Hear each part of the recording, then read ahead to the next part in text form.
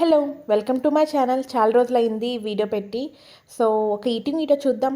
ఇక్కడ bagara rice, chicken fry అంటే టోటల్‌గా ఫ్రై పీస్ బిర్యానీ చేశాను with boiled eggs and kachumber and liver fry. So, ఏంటి కొత్తగా ఈటింగ్ వీడియో చేస్తున్నాను అనుకుంటున్నారా? సో, ఊరికే చేయాలనిపించింది అందుకే చేస్తున్నాను.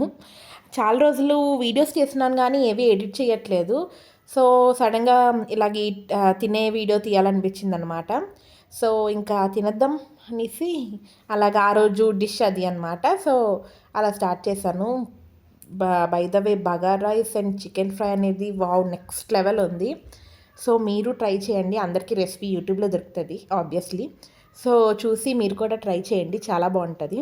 నాకు ఆ రోజైతే ఫుల్లు దిల్ ఖుష్ అనమాట. అండ్ డ్రింక్ కోసం పెప్సీ జీరో షుగర్ తీసుకున్నాను. అండ్ కంటిన్యూస్‌గా వీడియోస్ పోస్ట్ చేద్దాం అనుకుంటున్నాను గానీ టైం సరిపోవట్లేదు. సో, మూవింగ్ ఫార్వర్డ్ అలా పోస్ట్ చేద్దామని ట్రై చేస్తున్నాను.